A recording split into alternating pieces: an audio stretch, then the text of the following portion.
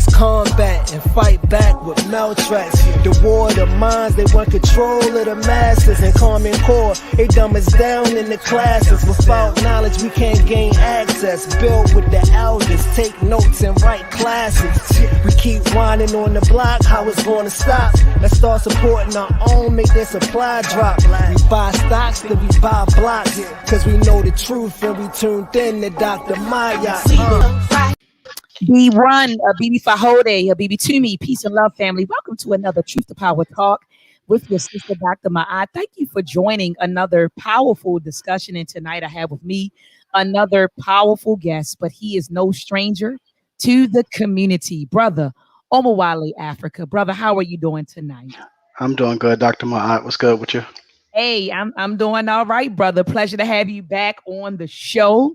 You know, you and I done some great work. I don't know if it's just on my end, but like you coming through real broken up. So I don't know if it's just my end. No, you sound good. You sound crystal clear to me, brother. You sound crystal clear. Okay. Okay. So yeah, let's just continue. You sound good to go on my end. So I don't know if I don't know. Maybe the folks can tell me in the chat how I sound to them, but you sound crystal clear to me, brother.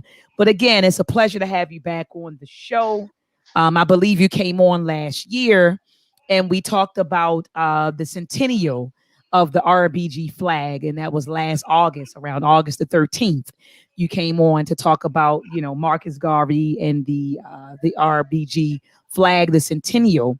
And I tip my hat off to you because you held a wonderful conference last year with the RBG Centennial, and you brought in on a lot of dynamic speakers, and we came through to represent. And so I thank you for the work, brother, that you're doing in the community. Also, brother, you know, I never told you this, but I always consider you the plug. And so you're like the plug. So when I want to get in touch with, you know, Dr. Malefe Asante, I reached out to you, brother Omowale, can you connect me with, you know, Dr. Malefe Asante? You say, sure, sister, I got you. Oh, brother, I want to get Dr. Julius Garvey on here. Can you connect me?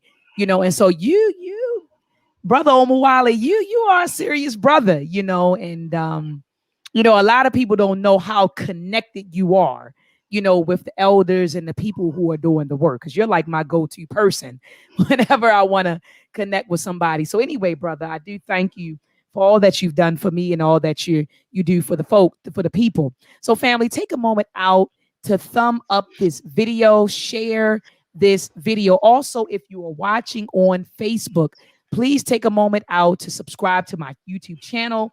Hit on over to YouTube, type in Dr.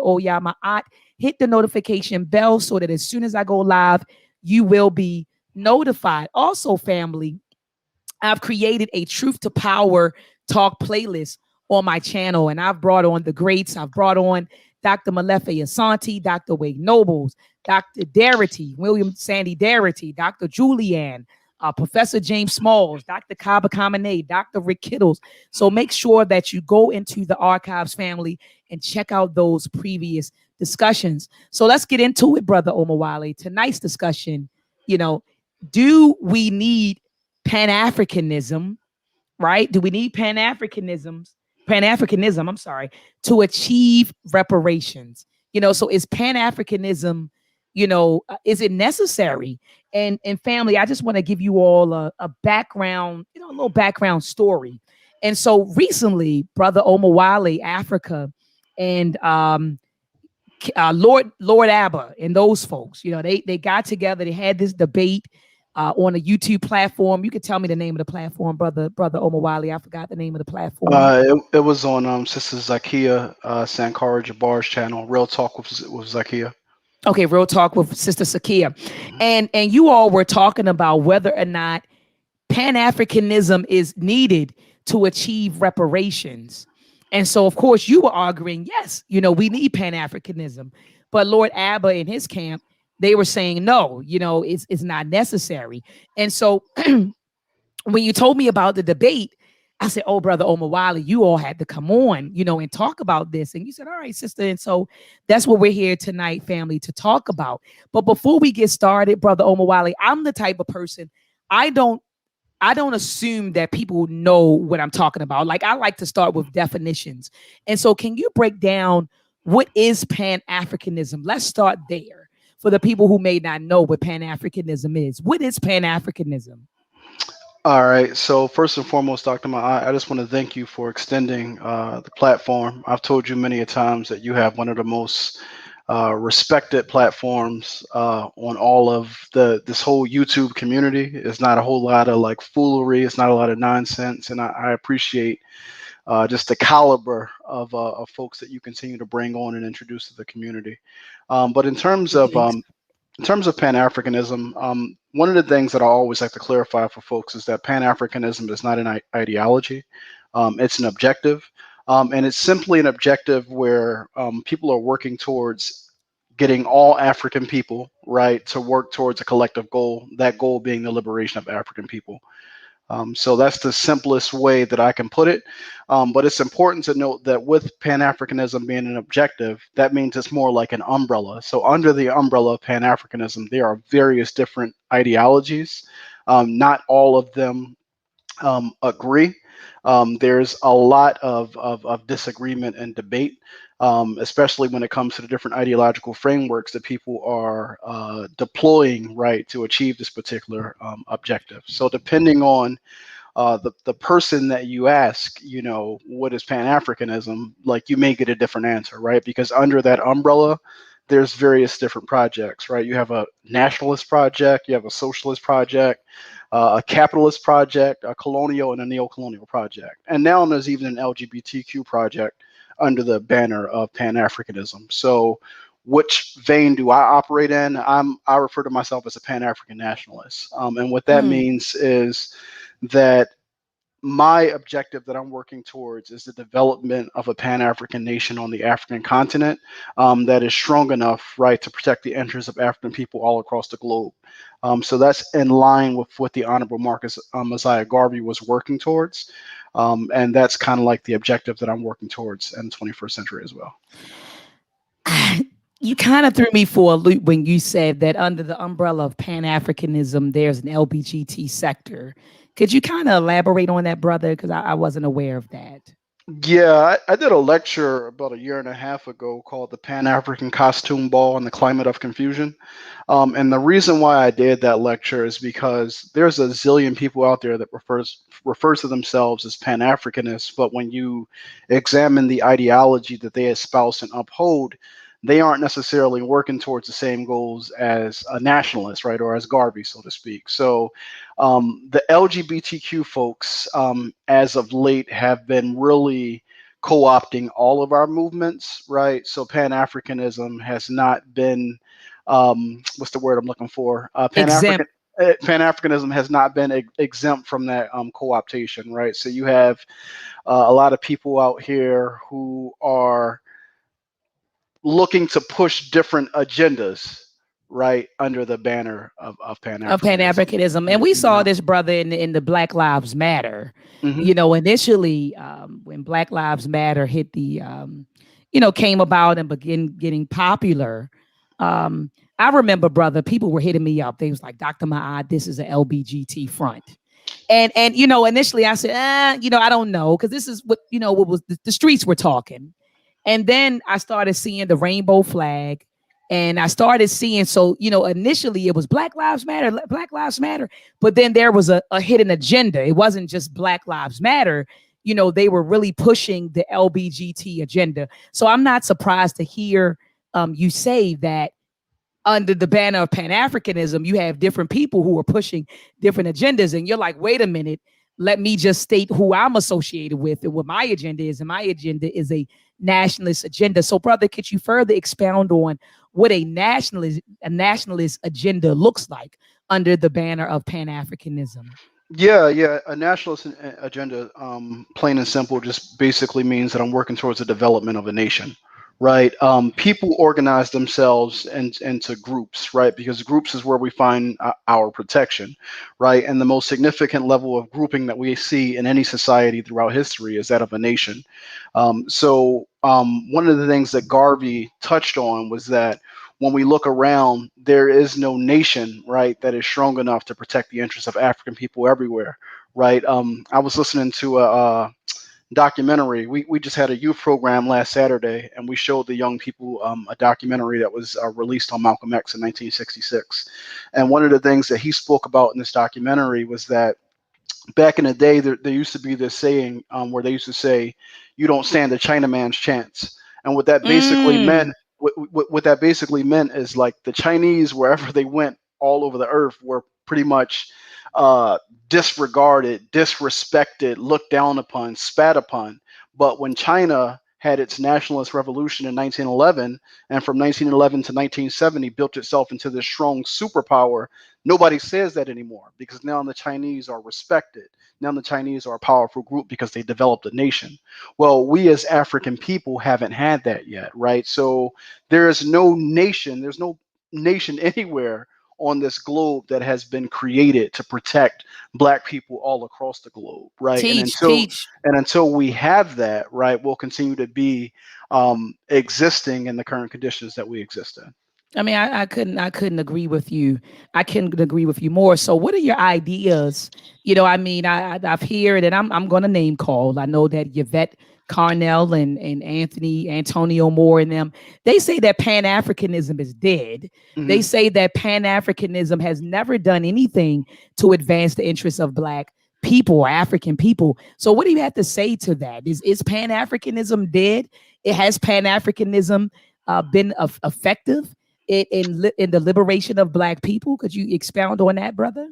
Yeah, I mean, I kind of take everything Yvette Carnell says with a grain of salt, and then I also understand the strategic intent behind people's actions. Right? Yvette Carnell is someone who she considers herself to be a strategist, and I think there is an element of arrogance where she thinks that she's the smartest person in the room at times. So her attempt to destroy or bury Pan Africanism alive, I recognize what that was about. Essentially, if you want everybody to be in your movement, right, then you can't really have any competing frameworks out there. So you need to basically kill the competition. I refer to it as it's a Cortez strategy, right? So if you're familiar with the history of the conquistadors, right, the Spanish people who invaded and conquered Mexico, there was a Spanish general by the name of Cortez, and there were many generals who came before him who attempted to conquer Mexico, but they all were unsuccessful. The reason why he succeeded is when he came up, onto shore, he told his lieutenant, set fire to all the ships, and by setting fire to all the ships, he sent the message to all the soldiers that either we're going to win and conquer these people or we're going to die. Like there is no getting back on the ships and retreating. And I think that what Yvette Carnell did when she came into the community was a Cortez strategy. She attempted to set fire to all the other frameworks that were in the community to say that, listen, either we're going to integrate and get white people to save us or we're going to die trying.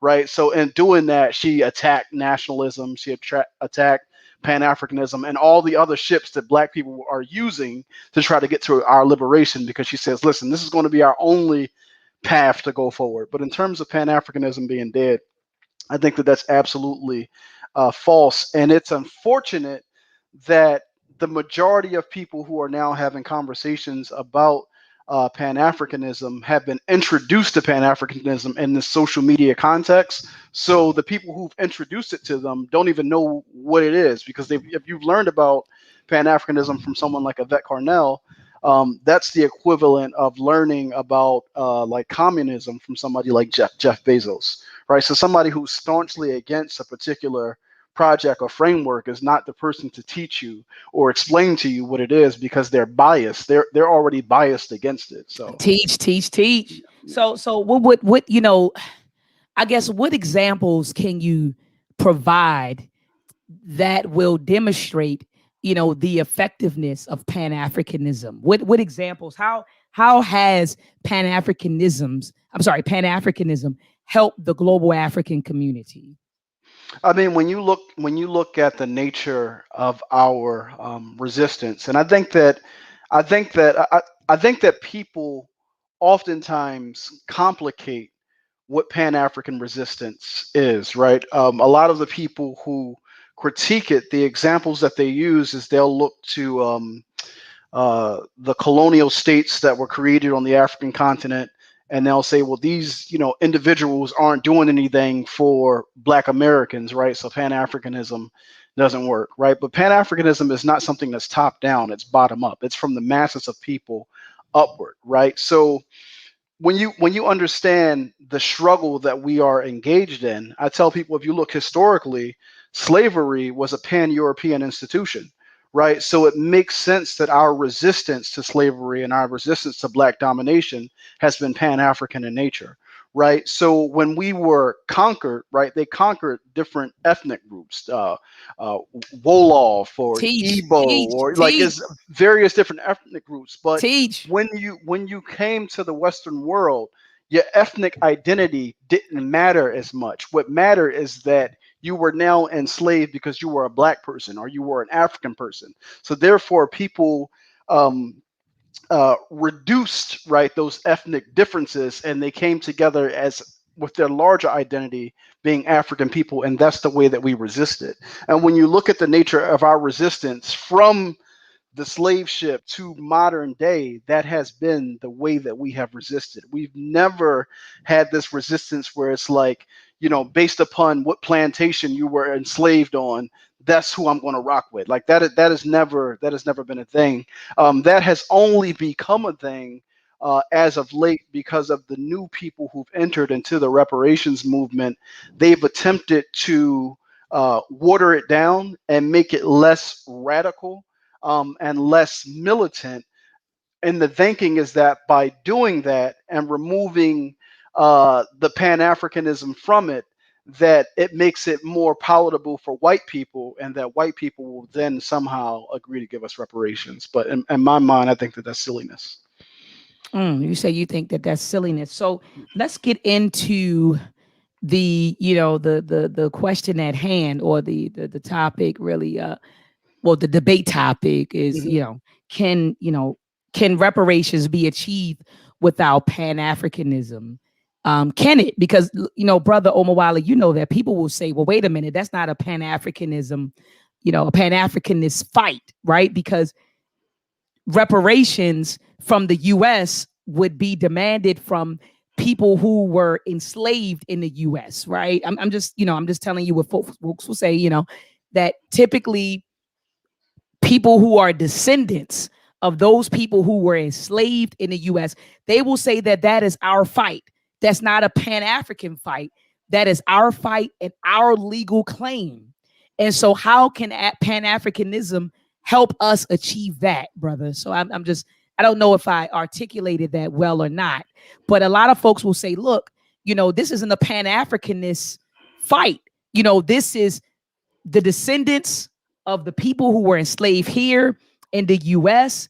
We are the ones that need to fight this fight. No one can get us reparations. Us locking arms with brothers in Europe, brothers on the continent, brothers in Asia, brothers and sisters in Asia, they can't help us win this fight.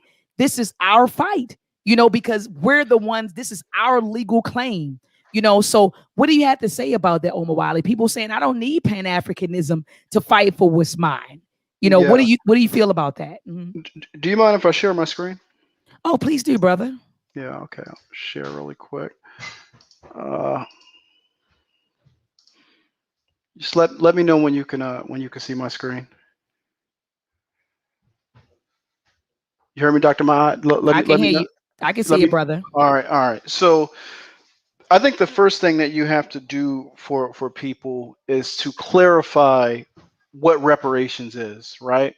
So historically, there have been two types of reparations that we've seen in geopolitical struggles. There's been what's referred to as moral-based reparations, and then punitive reparations. So on a moral side, what that basically means is you did something wrong to me. And because you did something wrong to me, you have a desire to make the situation right, to repair the situation. And as a result of that, you've decided, because of either I've persuaded you or begged you or convinced you, to basically give me repair, right? So that's what's referred to as moral-based reparations. And then there's punitive reparations. Punitive reparations typically come as a result of some type of peace treaty, right? When two parties are engaged in the war, and one party sues for peace, as a part of that peace treaty, the losing side is required to pay reparations to the winning side. And the reason why that reparations is forced on the losing side, it's so that you can essentially weaken them, so that they can't essentially rise to power and make war against you, right? It's a penalty, right? So when people in like the ADOS movement and the FBA movement, when they're talking about reparations, they aren't talking about punitive reparations. They're talking about moral reparations. And the only way to attain moral reparations in the United States is through the legislative body. And as a minority group in the United States, the only way to get anything through the legislative body is to convince a majority portion of the United States to support this act. So what that essentially means is the task becomes, you have to then go out and educate and convince and morally persuade white people, right? Because they make up the majority constituency in the United States. You have to persuade them, as well as you have to create some type of multicultural block. So you have to persuade Hispanics and Asians and Indians and all these other folks to also agree to give Black people reparations. Now, if you understand the history of the reparations movement over the past 100 years, that has been attempted.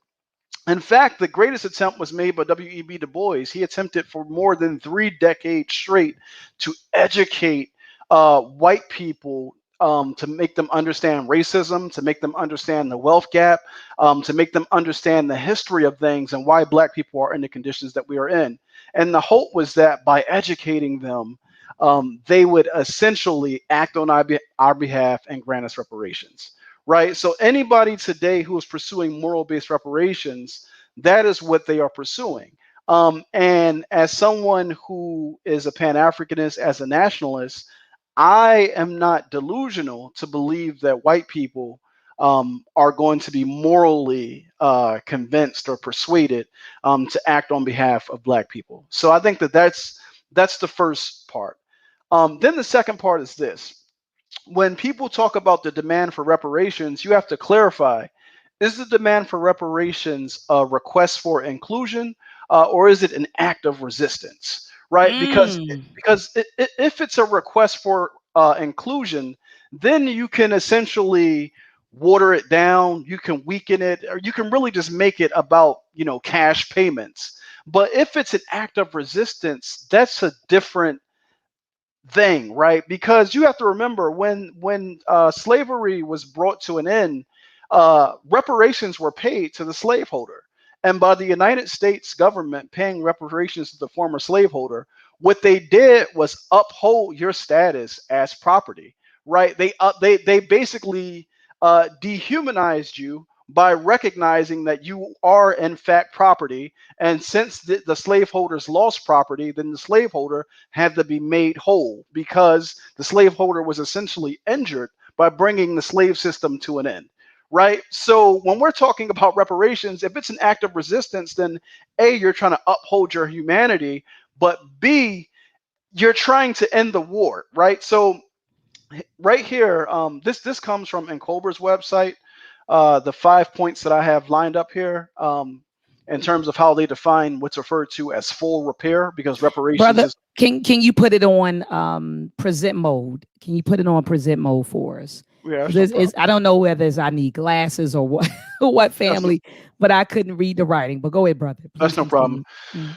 So right here on the right hand side of the screen, here are the 5 criteria for what they refer to as full repair, right? So the first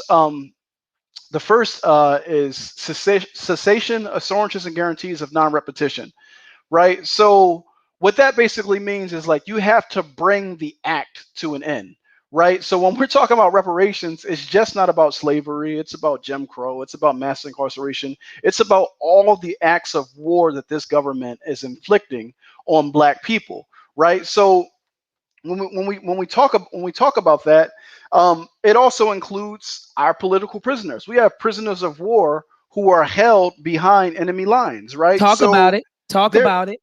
there is no situation where you have two groups of people who are negotiating, right? Negotiating for repair, negotiating a peace treaty, and you say, and a part of that deal does not include the freeing of your political prisoners, right? But that's part one.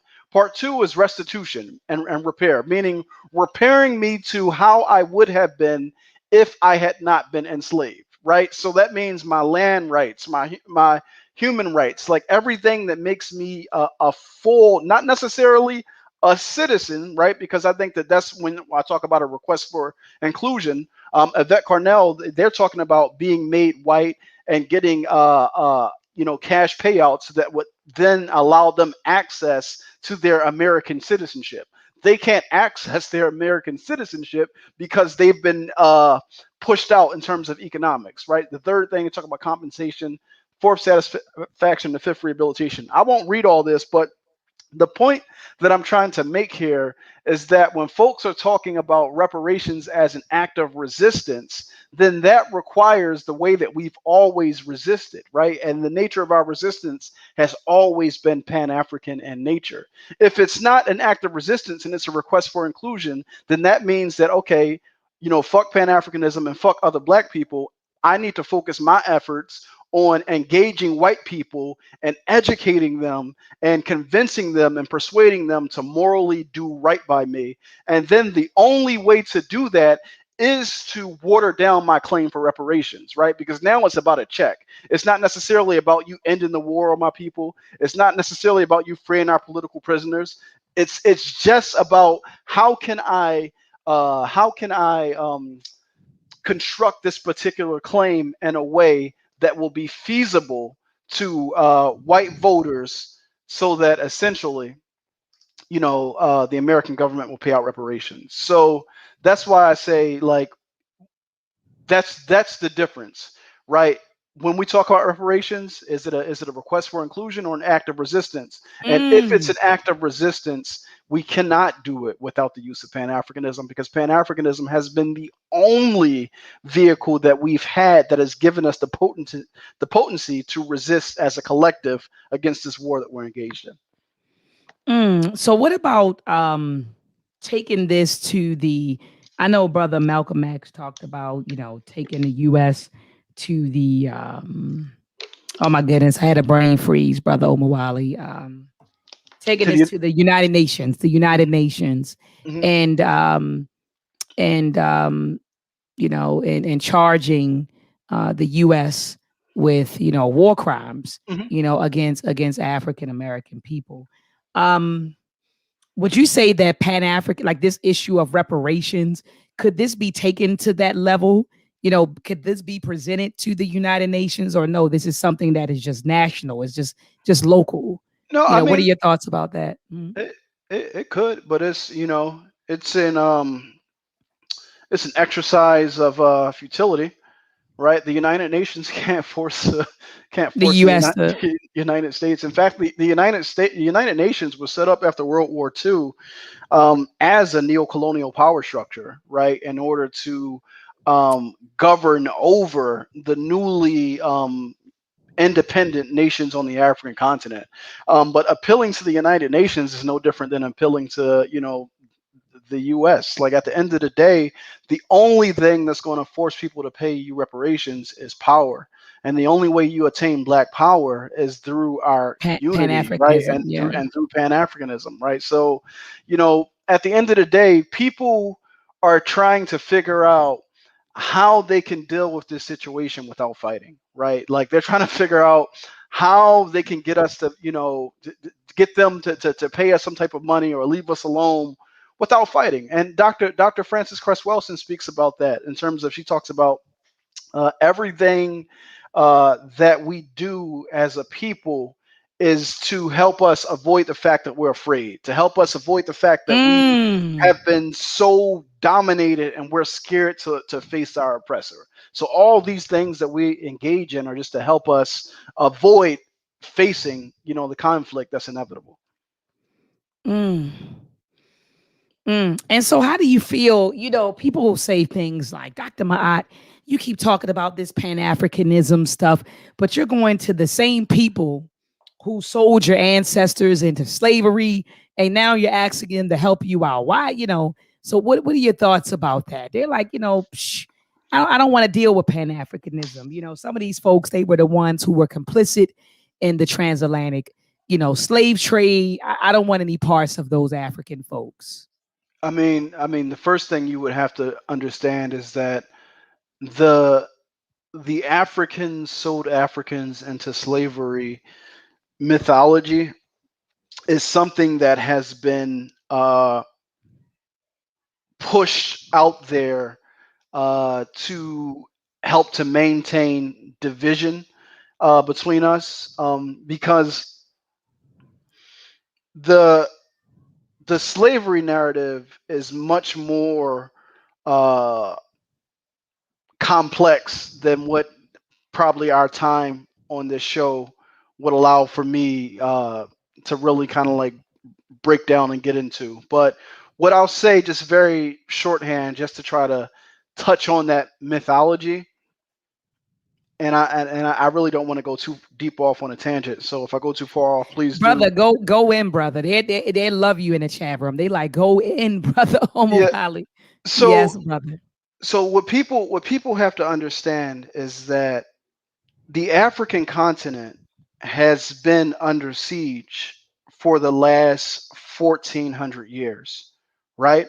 So prior to the Europeans entering the current slave trade, there was a thriving trade that happened on the African continent. They refer to as the sub-Saharan slave trade, or the Islamic or Arabic slave trade, that was occurring for almost 1,000 years. And essentially, the justification for that trade was that when Muslims invaded the African continent, they referred to all non-Muslims on the continent as pagans. And their religion allowed for them to enslave all non-Muslims and all black people, Teach. essentially. So the black people who were the first converts to Islam were a group of people referred to as the Fulani. These were our nomadic group of herdsmen who exist along the Sahel region of the African continent, like right below the Sahara Desert. These people annually would engage in slave raiding, and the nations that they conquered would become vassal states of the caliphate. Right, the caliphate is just an Islamic state, a state put under Islamic law. Now, the nations that they conquered would have to enter into agreements, and as a part of those agreements, there was something referred to as an annual tribute. So annually, you had to give the caliphate a certain amount of slaves, and those slaves were often marched across the Sahara and sold into the Arab world. So this tribute system that was introduced to the African continent via Islam was the system that started the slave raiding that we see all throughout the continent. Because if a larger vassal state was conquered, that state isn't going to give the tribute of their own people. They're going to go and raid their smaller neighbor, and they're going to take those bodies and then give to the caliphate. Right. So even when, and you see this as well, and this is why a lot of the Aboriginals like to say that slavery actually happened in reverse, because what you see happening is uh, on the western coast of Africa, when the Moors conquer Spain, there's a thriving trade across the sub-Saharan, but then there's also Africans who are not Muslims, who are pagans, who are being captured and sold and enslaved in Spain as well.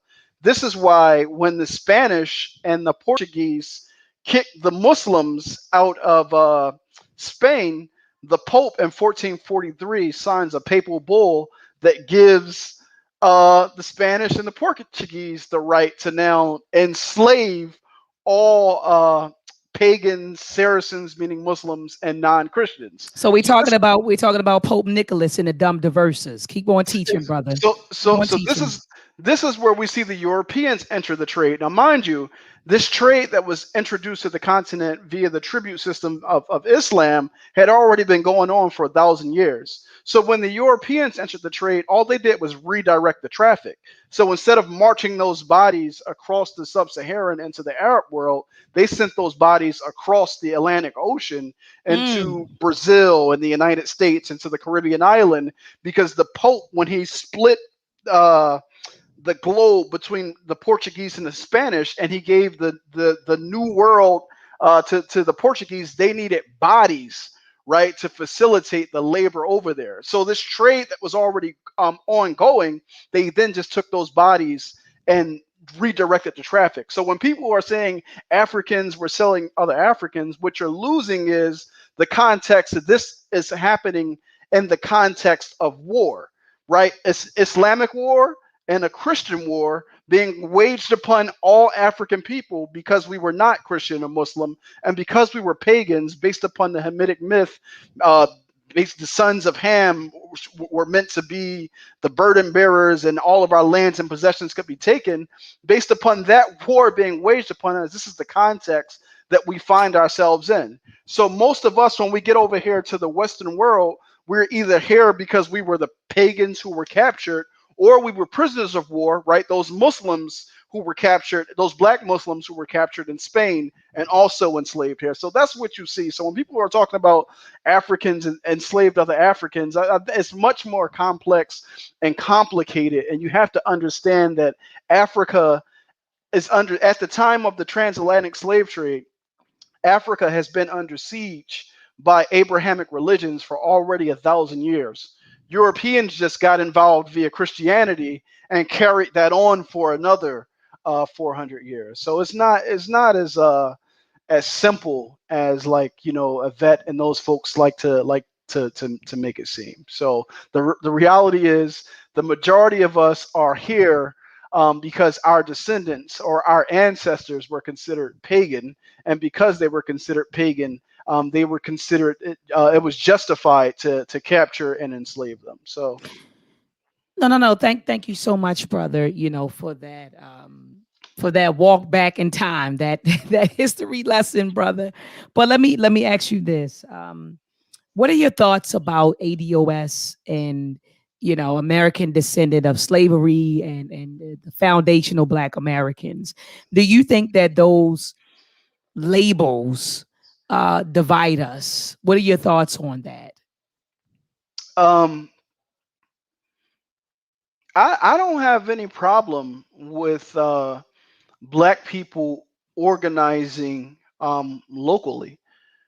The only problem that I've had with the ADOS movement and the FBA movement is, the ADOS movement, like I said, its introduction was attacking Pan-Africanism. Like, there was no attacks, like, no, every, like, people. You have to understand, like, within the Black liberation movement, the Black liberation tradition, there's always been internal opposition. Absolutely. Like, there's always been black people who, like, listen, we ain't messing with that black power stuff. Like, we trying to, integrate. We ain't messing with it. Like, so none of that is new. The only thing that they introduced that was new was the attacks on non-African American people, in terms of labeling all black people who are immigrants as slave traders, and making it seem as though, hey, all these people are trying to usurp us and are. I mean, even with FPA, like, one of the things that I had to I distanced myself publicly from Tariq Nasheed, because even with his FBA, I just saw that as a spinoff of ADOS. So I don't want to personally attack him, and I won't. But some of the things that he was doing, like, he was sharing videos on Twitter of it was just one video he shared of a African immigrant that was getting beat down, it looked like in New York, by, we don't know who the person was that was beating them down, but Tariq shared the video and was like, you know, it's one of those black immigrants getting beat up by an FBA, like celebrating it. And for me, like when I'm seeing stuff like this is stuff that has never been introduced and to our movement. And the question is, where does it get us?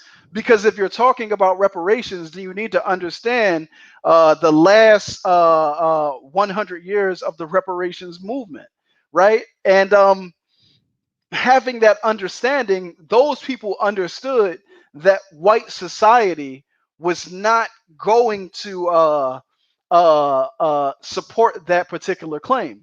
So we understood that we had to work to attain power, because the only way to get it is to force them to give it to us, right? And like, nobody is going to respond to any threat if there's no power behind it. Like if they don't fear you, you understand what I'm saying? So that's why, you know, you have a need to use Pan-Africanism as a tool, right, to work to attain power. And that doesn't mean that you're like looking to like African heads of state, because me as a Pan-African nationalist, I don't even recognize those African nations. Those are neo-colonial tools that Come the on, come on, that the come foreign on. the foreign interests use to dominate Africa. So Talk about it.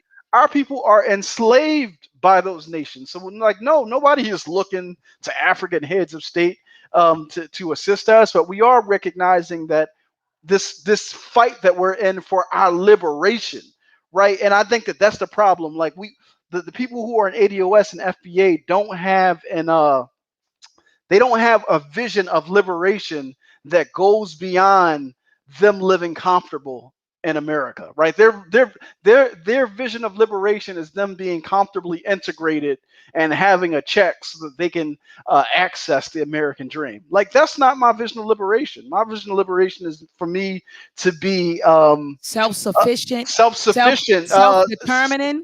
Come on. sovereign, like Yes, regain control sovereignty. over the land, over my humanity. I'm not Come on. looking to be made, you know, a citizen within a system that is created to kill me and people like me all over the world.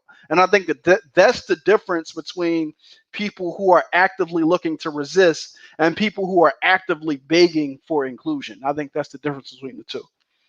Oh my gosh, brother. I'm over here stomping my feet. I know you hear me stomping. Yes. People in the chat room, they said yes. They said yes, brother Omowale. Absolutely. Absolutely, brother. Absolutely. So you said, look, I'm not trying to just get a check and to continue existing in a system, it continue to exist in an oppressive system. You're saying I want more than that. I want sovereignty. I want full and complete freedom. That's what I hear you're saying. And you're saying the only way to achieve that is through power. And you said the way to get that power is through Pan-Africanism, which would unify all of the Africans around the world. That's what I hear you saying, brother. Am I correct on that? Absolutely. I mean, the condition of all Black people wherever we are is inextricably linked with the condition of the African continent. Hold on. You know, Dr. Amos Wilson said that. He taught us that in Blueprint for Black Power. Say that again, brother Omowale. The condition of all African people wherever we are, or I'll say Black people for the people who don't consider themselves African, but the conditions of all Black people wherever we are across this globe is inextricably linked with the condition of the African continent. So as long as the African continent is colonized, we're going to exist in the conditions that we exist in, right? So this thing is really, like, people talk about racism, white supremacy, right? This is a global system, and it's just not a social system. It's economic, it's political, it's spiritual, right? This is a system that dominates us in all areas of people activity. So to say that you're going to fight a global system without a global resistance, like, it doesn't even make sense. So you saying we as Black Americans are going to fight against a global, and the thing is, you're not even fighting against the system. You're begging the system to cut you a check so that you can be included. You're waving the white flag. You're saying, listen, I don't really want no more smoke. Just cut us a check and let us be. You understand what I'm saying? And like, The system will entertain you. They'll allow you to cause division and confusion. But at the end of the day, those of us who really know what's up, I mean, I think that we got to stay clear. Oh my goodness. Oh my goodness. I'm sitting over here. People said the king is spitting knowledge. They said what we want is Kuji Chagalia Ashe. They said, yes, let us be sovereign and rebuild the black race. Ashe to you, KC. Brother Amir L, I'm sorry. It says FBA goal is to be self-sufficient, but the only difference is that FBA focus on foundational Black Americans first and the future global Pan-Africanism. What do you say to that, brother? I mean, I don't really know what he means by self-sufficient, right? Because self-sufficiency is rooted in land. Land and control over land is the only thing that truly makes you self-sufficient. That's what Malcolm X says, that revolution is first and foremost about land. Because you have to understand what the way that colonization operates. Because we have to remember that we as Black people in America, we were colonized, right? Like the 13 colonies, we were enslaved on colonies. We were within a colonial system, but the way that a colonial system operates is it takes over control of the land and resources, right? You have to remember this, right? Like I tell people, there's a divine apportionment of resources, and Black people just happen to get the greatest real estate on the planet. We got the real estate, the piece of real estate with the best weather, with the abundance of resources, with diverse just natural life. Like that was given to us. And other people, they got conditions that were arid and barren. They were in deserts or in snow and places that weren't like the tropical regions that we come from. That's So a fact. these are people who are naturally insecure, right? They can't be self-sufficient. The only way for them to sustain themselves is by trading with other groups, right? And it's known that if you have to live based upon trade, then that means you have to have a military apparatus, because there's only a certain extent to which you could trade before you have to go and take, right? So when these people came into the African continent, they came in to take, and we were a part of that plunder. They took us, right? And it's so important when we talk about the divine apportionment, because when you're born down here on this earth, the land gives you everything that you need to survive, to be self-sufficient, and to sustain yourself. Now, when somebody comes in and they take the land from you, then that means that you require a secondary mode of survival. And that secondary mode of survival has been wage labor. So that means that, okay, I now have to sell my labor into the economy that is stealing resources from me. And the only way that I can access that economy is by denying my Africanity. I have to get rid of my spirituality. I have to change my name. I have to give up my language. I have to go into their schools, be educated by them. I have to practice their culture so that I can find employment within their economy, because they control my land. And now the only way for me to access my land is by me earning a wage that I can use the paper money that got their faces on it, right? So it's like a monopoly board. They own the monopoly board, and you have to go to them to get their paper money with their faces on it so that you can live. You can't do nothing down here. You can't eat.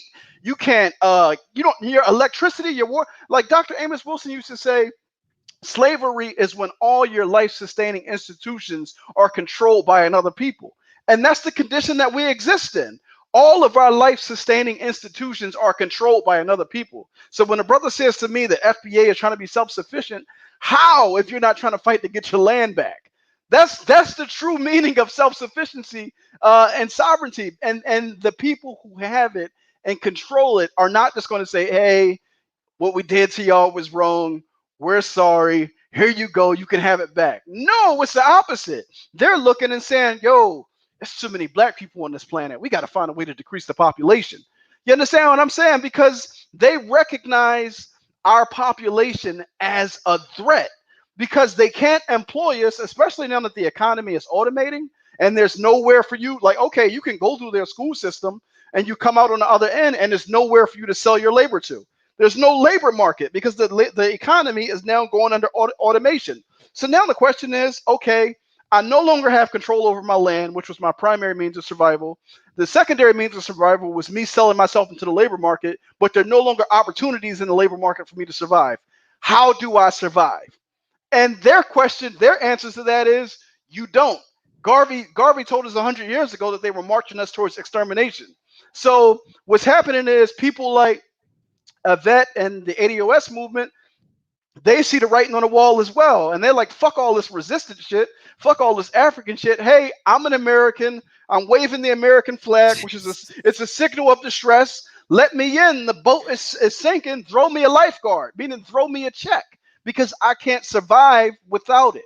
And that's the difference. They're begging to be included in their enemy's project instead of organizing themselves collectively and saying we have to overthrow our enemy's project and build our own. That's a nationalist project. That's a nation building project. Ashe. I'm up here looking at some of the comments in the chat. I see my brother FBA Nigel.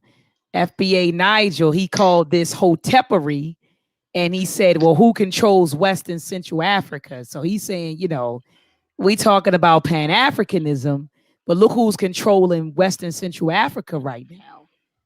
And so hold up, brother FBA Nigel. Hold on. He said, who controls? We talked about that, brother, who controls West and Central Africa, and we talked about how they're conquered nations. So I guess what he's saying is, how can we? They're not even conquered. They're European nations, because they're European nations. This is what you got to understand. When the Berlin Conference happened and they did the partition of the African continent, and they created all of those colonial entities that you see there, the only thing that occurred is that the Europeans educated a class of black people, a class of traders, to run and manage those nations. That's the only thing that occurred, but those aren't African nations. None of those nations, none of those borders were created by African people. So if you're talking about Pan-Africanism and you're asking us to look towards, Pan-Europeanism, because that's what that is. Those are European nations controlled by black people. Just like, I know it's hard for a lot of y'all to understand it, but I live in Philly, right? Philly for the last 40 years has been a majority black mayor, black police commissioner, black, all of the governance, all of the people who control the city, right, or control the reins of power have been black.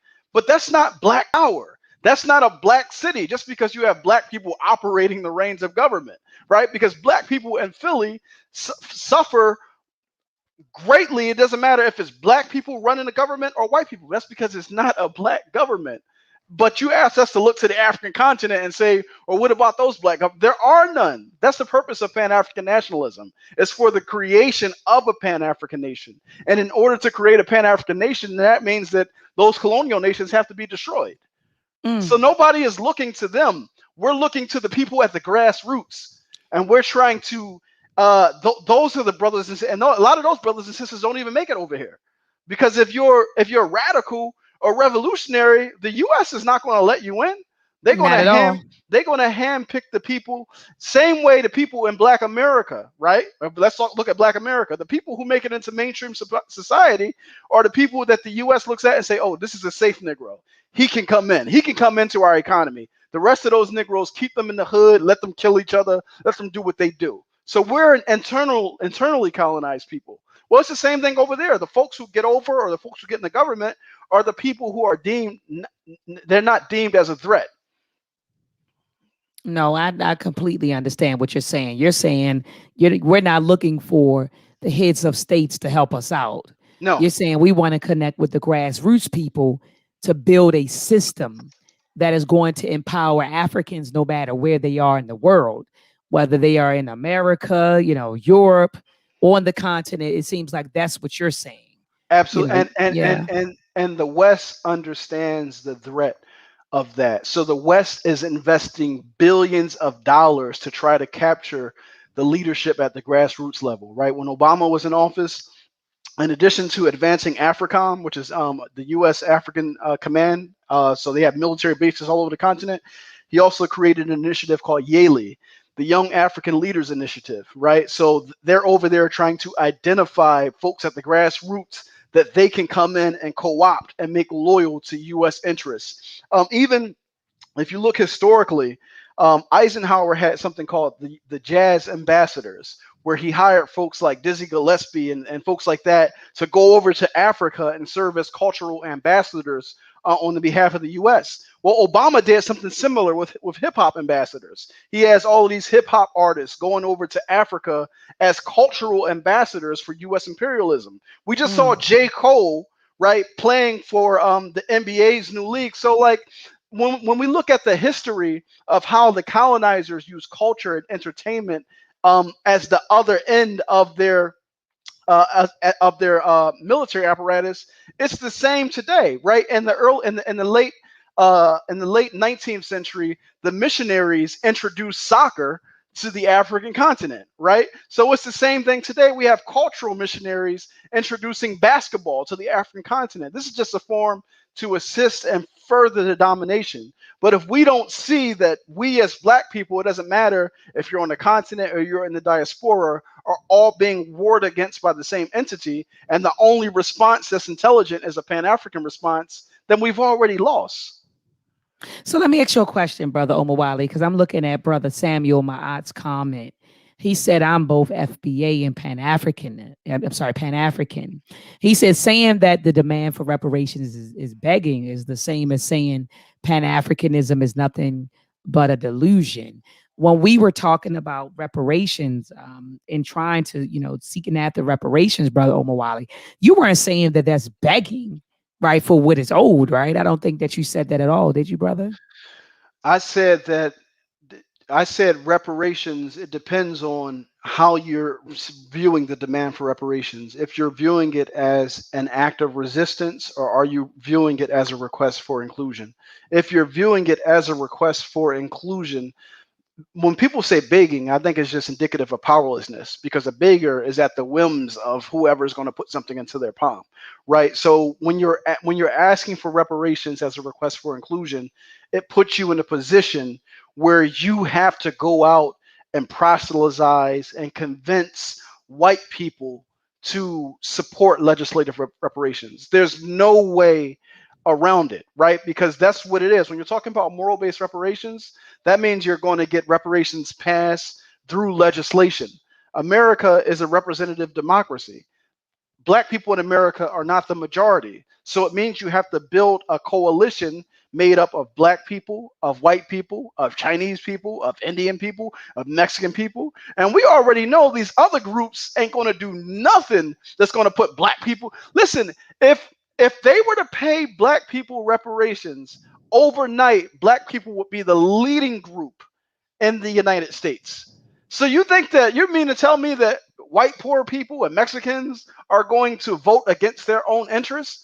They're not going to. That means you believe in this Black and brown coalition, or you believe in a white and Black coalition. And it's like, that's, to me, that's delusional. That's what I'm saying. So brother, someone, Brother Amir L in the chat, he said, hold up. He said, what is the Pan-African code of conduct? It's this thing where we talk about being on code with each other. So he said, well, what is the Pan-African code of conduct? I don't know what a Pan-African code of conduct is. Pan-Africanism is not a church. It's not a gang. It's not a cult. It's not an organization. Pan-Africanism is an objective. And under the umbrella of Pan-Africanism, there's various different ideologies and organizations that are working towards that objective, right? Organizations have codes of conduct, right? So I'm a part of an organization called Afrocentricity International. We have a code of conduct. It's written in our constitution. But Pan-Africanism doesn't have a code of conduct. Okay. Thank you for answering that. I'm trying to see if there are any more questions in the chat before we close out. So Port City says the fight for Pan-Africa is one-sided. FBA put in our work for decades and still get disrespected by those we helped. So what are your thoughts about that, uh, Brother Omowale? I don't really know. I don't really know. I don't really know what that means when people say that the Pan African fight is one sided, because what I'm trying to clarify for folks is that Pan Africanism is a means of collective resistance. It's a means of global resistance, right? And at the grassroots everywhere, it's not just in the United States, but the grassroots everywhere, you see representations of Pan Africanism. So when people say that it's one sided, I'm not exactly sure what they mean. If it means that uh, Black Americans have used their position with an empire to advocate for everybody, and not just Black Americans, I I guess you could say that that is true. I would not deny that. I would say that because I mean America is the empire that currently dominates the globe, and we exist right in the belly of the beast, right? The Oh man, like I've given so many lectures over the past 2 years, and each of these lectures have been longer than 2 hours. And I think that some of the questions that I'm trying to answer require prerequisite knowledge. So it's like I'm attempting to answer a question that's almost unfair to myself and to the person I'm giving the answer to, The be- response to. the Mhm. response to, because I haven't provided the prerequisite information. But given the time allotment that we have, I don't necessarily have the time to provide all of the prerequisite requisite information. But I would definitely push back on this notion that Pan Africanism is one sided, because I don't even really know what that means, to be honest. Okay, no, no, I understand, brother. I understand. I understand. So someone says, Brother Bruce Leroy says, I'm looking at his last dragon profile picture. Dr. Maat, our biggest problem as a collective is that we do not manufacture anything. How is individual reparation going to solve that? I mean, we spoke about that. We talked. I mean, if you want to manufacture, you got to control. You don't control no resources. The number one resource is land. Like you got to understand that the when people talk about the means of production, there are really only two. There's land and people, because everything else comes from that, right? There's nature and people. Everything else comes from that. Black people don't control no land nowhere. We've been fully conquered and dominated. The only way to resist is to have a resistance that allows us to come together to meet this thing head on. And that's Pan Africanism. You understand what I'm saying? So that's not Absolutely. so like No, absolutely, brother. Absolutely. And so I definitely want to check out this debate. You know, next week, Brother Omowale, I'm bringing on Brother Lord Abba. So he's going to be watching this. mhm. You know, he's going to watch this conversation, and his team. What did I just hit just now? I just hit something by accident. But his team, they're going to watch this. And so I guess you, hold on one second, brother. There we go. All right, there we go.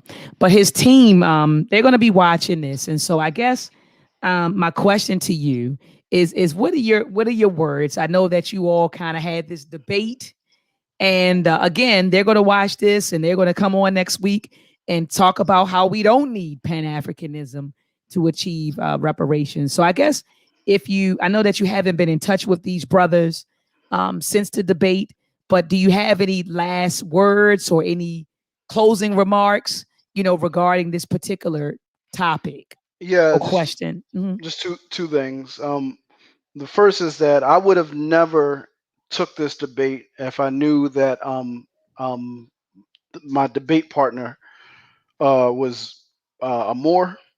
I don't debate any religious people, and I don't debate anybody who's a part of any like lost tribe identitarian movements. I would have never, ever, ever engaged in that debate. Let me just say that, because you're never going to have an honest debate with religious folks or anybody who's anti-African to begin with. Like, so Yeah, if yeah. I would have knew that he was the former president for like the Moorish American political party, I definitely wouldn't have I wouldn't have even been interested. The only reason I got in it is because there was a lot of misinformation being thrown out on social media, and that's kind of like why I stepped into it. But what I would say is that if somebody is going to say that they can achieve reparations without Pan-Africanism, then you have to ask them the serious question of how do they plan on convincing white people to support reparations? And they have to have an answer for that. And they have to, in their answer, show that they've studied the last 100 years of people who've attempted to do that and say what they're going to do differently, because white people haven't changed. You know what I mean? So what strategy are you going to use to convince them to support your claim for reparations that hasn't been used? And when I asked my debate partner that in the debate, his answer to me was that he doesn't see race. So Wow. I asked him, I said, how are you going to get white people to support it? Because you have to. And he said, I don't see race. And I just found that very interesting, that he doesn't see race when it comes to white people. But if it's a black person that's not from America, then he sees race. You understand what I'm saying? Like, Wow. he can see black people who don't come from descendants of American slavery. He can see race perfectly fine then. But when it comes to me asking him, how do you plan on convincing white people in a critical mass to come out and support reparations, he had no answer. And I think that that's the answer, that's the question that has to be answered if you're going to say reparations can be achieved without Pan-Africanism. Mm. Well, let me drop a bomb for you, brother Omowale, Africa.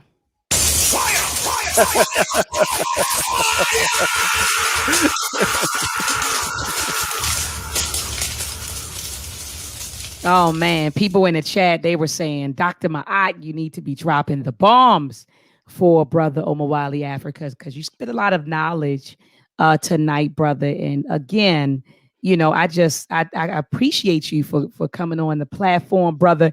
You were fire tonight. I think the first time you came on last year, you were more like kind of laid back, and we were kicking it, and we were talking about Garveyism and Pan-Africanism, and you were real chill. But tonight, whoo, you brought the heat, brother. You brought the heat. I don't know what the debate, I don't know what transpired with the debate, but you came in tonight like boom, bam, bam, And so, brother, it was just fire all the way through. And so I thank you from the bottom of my heart for, just taking time out to be with me tonight and to be with my viewers tonight and just Dr. spitting the Maat, fire. listen, Yes. you know that I rock with you because it's my daughter's birthday. There's a whole birthday party happening upstairs. Oh, thank And you. I just stepped away. It's her third birthday. So everybody say happy birthday to Nateri. Happy but birthday. I know but they're in the chat going to say happy birthday. Happy yeah, birthday. I stepped away to come do this. So I appreciate you, sis. Hey, no, I appreciate you. And the family is, they're saying, look at this. I'm looking in the chat. They're saying this was a great discussion and people just thank you. They're saying happy birthday. Yeah, Yes, peace to everybody in the chat. Everybody, Dr. Maat, is always a pleasure. Like I told you when we talked back in January, I said I really love what you're doing with your platform. Thank you so much. I appreciate it. Anything that I can do to help you out, just let me know. No, I appreciate it. Thank you so much. Look at this. I just want to show you the comments because I know you're looking on the other side, But yeah, they said it was fiery. People are saying happy birthday to your baby girl. You could show her the playback and show her people's comments. But people are like, just happy birthday, shouting out your young queen. That's love. And so, I appreciate that. I appreciate that. And so I thank you. I thank you. King Simon is in the building. I saw King Simon in the building. I saw Brother Kata in the building. I saw Brother Asar Emotep. Shout out to Brother Asar. Yes, Brother Asar Emotep was in the building tonight. Sister Tiffany, she's in the building. He had Brother Sean P. Eni Harit from the Masi Warrior Clan and Kofi Pasai research team. They were in the building. That's what's up. And so I appreciate everyone. So I'm just trying to show you everyone's happy birthdays. I appreciate that. I appreciate everybody in the chat for showing love. I'm gonna get upstairs and spend some time with the baby girl before she go to sleep. Absolutely, absolutely, absolutely. So thank you so much, Brother Omowale. I will be in touch with you, brother. You take care. All right, peace. Peace and power. All right, family. So next week, join me back here, same time, same place. Guess who I have coming on, family, on Friday? I'm super excited. I know you all like, I've never seen Dr. Maat. So excited. I have Lord Jamal. Lord Jamal is coming on Friday at 8 p.m. We're going to be talking about the weaponization of hip hop. And I'm a Lord Jamal fan. I'm an 80s baby. And of course, I was a teenager in the 90s. And I know some of you are watching me. You probably are 80s, 70s, and 60s babies. But I know you remember the rap group called Brand Nubian. And one of my songs was You Gotta Love Me or Leave Me Alone. You gotta love me or leave me alone. That was one of my hits from Brand Nubian. So Lord Jamal will be in the building, family, on Friday at 8 p.m. Eastern Standard Time. Again, we're going to be talking about the weaponization of hip hop music. What was hip hop and what has it evolved into? So join me back here on Friday at 8 p.m. Eastern Standard Time, and then next Saturday at 8 p.m. Eastern Standard Time for part 2 of Can Reparations Be Achieved with or without Pan-Africanism? I'm going to bring on Lord Abbott and his camp to refute Brother Omowale Africa. Peace and Black Power. Let's combat and fight back with tracks. The war of the minds, they want control of the masses. And Common Core, they dumb us down in the classes. Without knowledge, we can't gain access. Build with the elders, take notes and write classes. We keep whining on the block, how it's gonna stop? Let's start supporting our own, make their supply drop. We buy stocks, then we buy blocks. Cause we know the truth and we tuned in to Dr. Maat.